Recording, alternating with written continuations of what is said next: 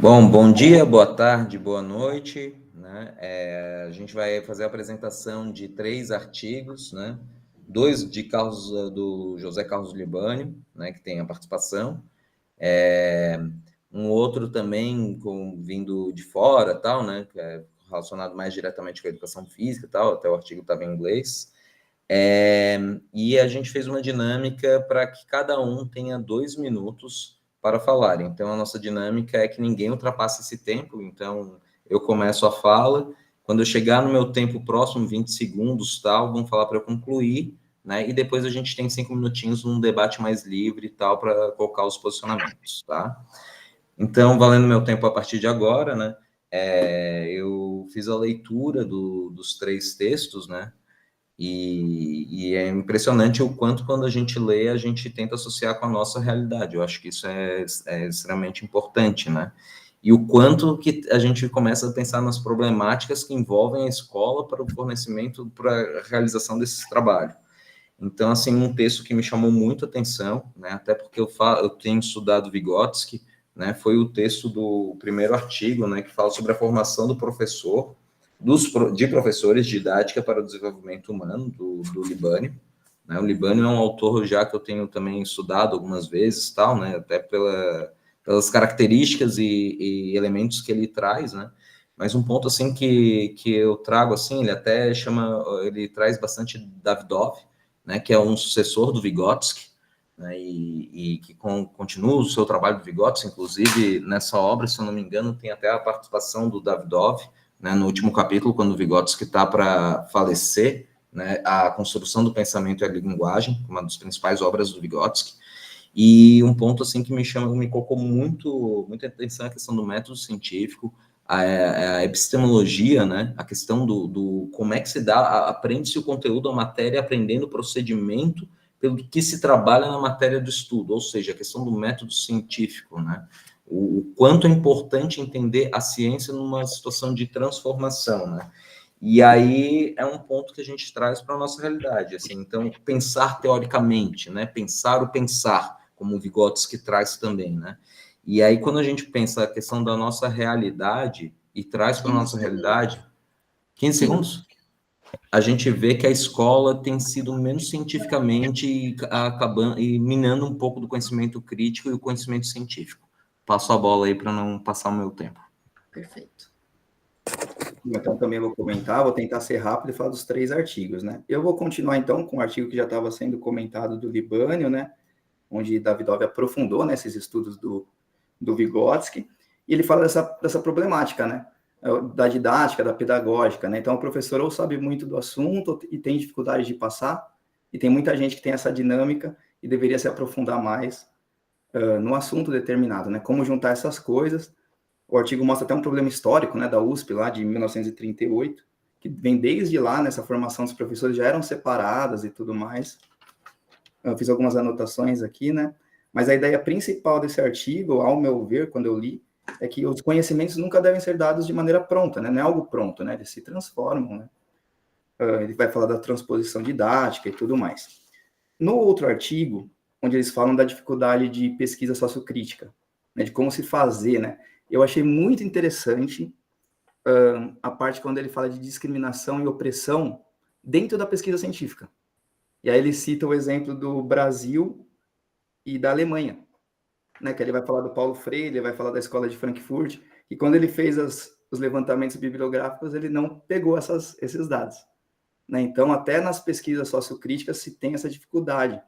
E aí ele fala que no Brasil é um dos poucos países onde a discriminação é dada na maior parte da população. A maior parte da população tem a característica que é discriminada, né? Onde nos países europeus, nos países nórdicos, né, da América do Norte, é o contrário, né? A minoria que é discriminada, né? E no Brasil isso acontece de maneira contrária, né? Então dá para se trabalhar muito isso em aula, né? 20 segundos. Os nossos conteúdos. E aí o último do Libânio, que não vai dar tempo de falar, mas eu separei uma frase. Ele vai falar de diferença e diversidade. Temos o direito a ser iguais quando a nossa diferença nos inferioriza.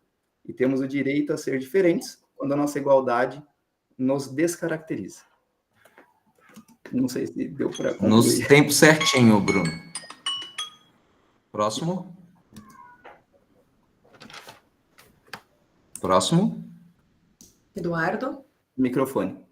Dando continuidade aqui, vou falar do primeiro texto, né, que fala da pesquisa sociocrítica. Ele faz um levantamento lá dentro dos estudos, e o que eu achei bastante, assim, bem intrigante é que são poucos os estudos que abordam a pesquisa sociocríticas, né, dentro do critério que ele propôs. Então, ele achou bem poucos, se eu não me engano, são 23, depois, por eliminação, ficou até menos. E ele traz o que o Bruno falou, que chamou bastante atenção, é o fato de, sendo o Brasil e a Alemanha, né, o solo lá onde foram criadas as teorias, né, tanto por Freire quanto na teoria Escola de Frankfurt, foram que não apareceu nas pesquisas, não apareceu sobre isso. Eu achei bastante intrigante. A questão sociocrítica e a pedagogia crítica é uma coisa muito importante para nós pensarmos. Como alguém já disse, a gente tem uma tendência, né, a se aderir a essa parte, fazer as pessoas pensarem, enquanto o professor fazer os nossos alunos pensarem. Isso é importante. No segundo texto, que se refere-se à formação de professor, eu vi que existe um conflito, né, durante o texto, um conflito, e ele explana bem isso, sobre o conhecimento do conteúdo e o conhecimento da disciplina específica, né, o conhecimento da pedagogia, conhecimento pedagógico.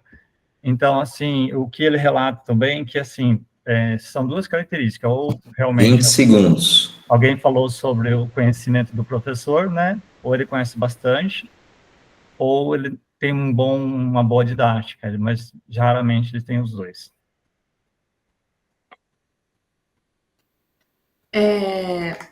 Bom, acho que os meus amigos aí já explanaram bastante bem sobre os dois primeiros artigos, né? De fato, trazendo para o meu profissional, eu vejo que o pouco que temos sobre formações histórico-crítica relacionadas à educação física é pouco, e quando tem ainda, no fundo, assim, se perde alguma coisa ali, né? E são trazidos exemplos que se a gente olhar bem, assim, acaba indo, na verdade, mais para o tradicional, e a prática também, né, dos professores, assim. É muito comum eu ver estudantes sentados em fila para fazer as atividades e gestos motores, né, sem trazer essa contextualização que é tão importante, sem construir o conceito com as crianças, né.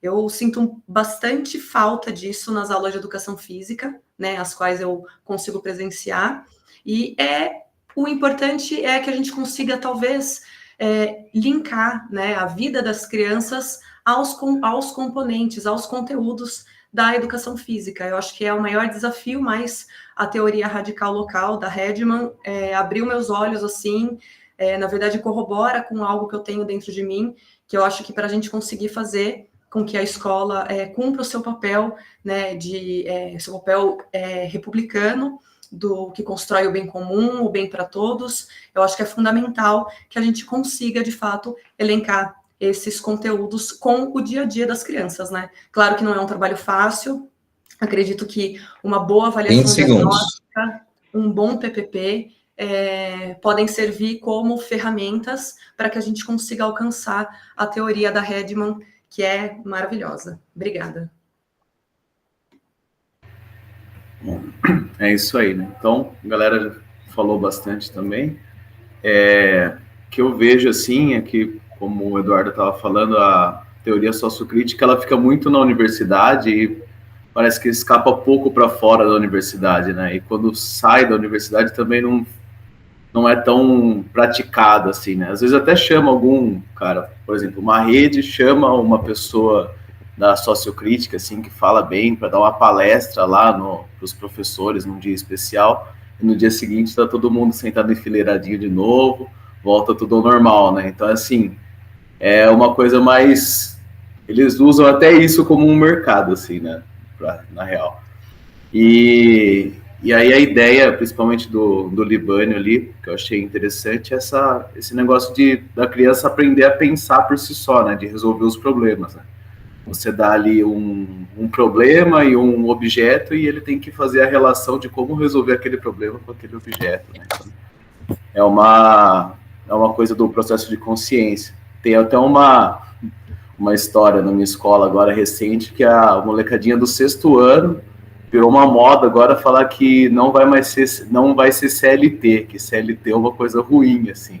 Eles têm pavor de direito trabalhista, sabe? Aí, e é uma coisa que eles veem na internet e assimila aquilo ali, né? É uma alienação mesmo. Então, como usar a teoria sociocrítica para eles entenderem, né? Não pegar isso pronto e falar, não quero ser CLT, né? Entender, mas por quê, né? Por que eles pensam isso? Então, é difícil da gente sair do tradicional e entrar no crítico. Mas vamos tentando, né? Eu acho que o ProF é um bom caminho, porque a gente está na universidade e está na prática também. Mas é isso aí. Fechou? Acho que a gente agora pode partir para os 5 minutos finais de... 4, na verdade, porque um foi utilizado para fazer a introdução. Já coloquei aqui já. 4 minutinhos a gente abre, quem quer se inscrever, quem quer falar, se alguém quiser. Poderia falar um pouquinho do terceiro texto, sobre a questão da finalidade da escola, né? A gente pouco comentou sobre isso, né? E aí, assim, veio à tona durante a leitura que a gente tem, assim, várias finalidades, né? A gente tem a escola voltada a resultados, a gente tem a escola com a finalidade para a diversidade, e tem com a finalidade, para resultado e para diversidade. E dentro da diversidade, ela se divide em duas ainda, né? Tem voltada como desenvolvimento de capacidades para a diversidade e tem voltada à diversidade.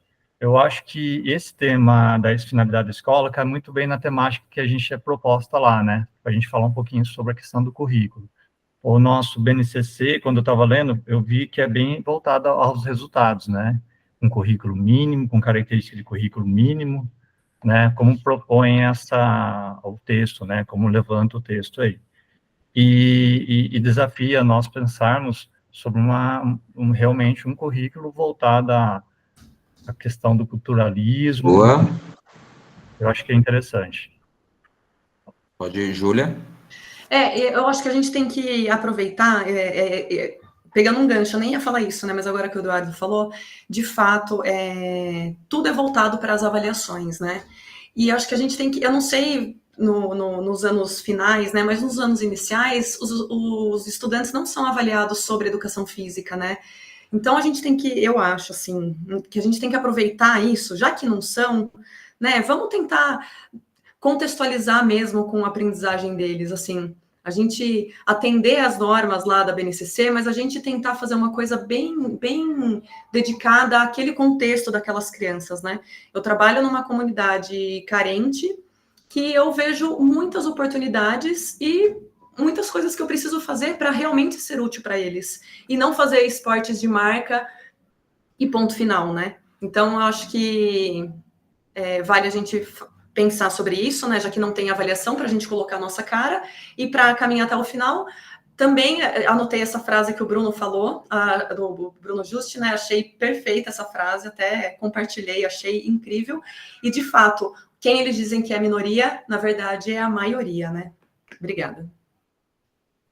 Eu estou inscrito, o Bruno depois, e depois não tem mais ninguém. Não sei se o Felipe vai querer fechar, mas enfim, vou usar o meu tempo agora. Um minuto para os dois. Né? Tá. Então, assim, é o seguinte, eu vejo, por exemplo, que foi falado sobre a questão da pedagogia histórico-crítica, né, pedagogia crítica social, enfim, que ela não é aplicada, e eu fico pensando por que ela não é aplicada, né, porque ela é contra-hegemônica, ela rompe privilégios, ela faz questionar e faz pensar de forma crítica, né, e a superação e transformação da própria sociedade. Então, a Júlia, antes da gente falar aqui, ela não deu exemplo, mas ela falou sobre a questão de um copo, né? Isso aqui não é só um objeto para tomar água. Aqui envolve toda uma transformação da natureza, que envolve o trabalho e envolve toda a transformação, né? Isso aqui tem tempo de trabalho, quem é que produziu esse copo, quem são as pessoas, né? Que até Paulo Freire coloca bastante. E um dos pontos que eu acho que é importante para finalizar é o conceito está num sistema de relações, né? Então a gente tem que pensar sobre isso. Pode falar, Bruno. Microfone, Bruno. Acho que você tem 30 segundinhos. Microfone, Bruno. 1 minuto, Júlia. 1 minuto para todo mundo. Envolve a questão do papel da escola pública, que é tanto falado, né, nesse artigo do Libânio, que ele fala da interculturalização, que na educação física é muito fácil de trabalhar, né? A gente pode envolver muitas culturas num único conteúdo. E acho que para encerrar, eu acho que é a pergunta final do próprio artigo, né? Afinal de contas, para que servem as escolas, né? A gente tem que sempre estar revendo isso, né? Perfeito. Acho que é uma boa pergunta para finalizar nossa reunião, já que o tempo acabou. Né? Gente, eu sou favorável a dar o tempo, dar 30 segundos e mais 1 minuto para o Felipe. Se a gente... Eu não sei se pode extravasar os 15, entendeu, Ricardo? Então tá Esse é o problema. Felipe, falando rapidinho. Fala aí, Felipe, vai que fica dentro do tempo. Bom, é isso, então eu não tinha planejado, eu já estava nessa, já vai dar os 15 aí, né? Já vai dar os 15. Mas é bem o que o Ricardo falou mesmo, é entrar no... descobrir o porquê das coisas, explicar o porquê, né? Fazer eles descobrirem, né? Não é só assim, chegar, beleza, futebol faz assim, vôlei faz assim, né? O gesto é esse, não tem outro, né? E mostrar como é que alguém inventou aquilo ali, né? Qual foi a ideia dele, e de repente surge uma ideia nova, né? Então essa é a ideia, porque se a gente continuar fazendo tudo igual, então a sociedade vai ficar igual também, ninguém vai ter uma ideia nova e vai seguir tudo do mesmo jeito, né? E não é sei lá, não vai superar nada. É isso. Finaliza aí, Júlia, pra gente. Perfeito. Foi um prazer ter esse bate-papo aqui. 15 minutos às vezes fica pouco, né? Mas que gostoso estar aqui com vocês e obrigada aí pelas considerações de todos, gente. Obrigado, gente. Tchau, tchau. Tchau, tchau. Valeu, gente.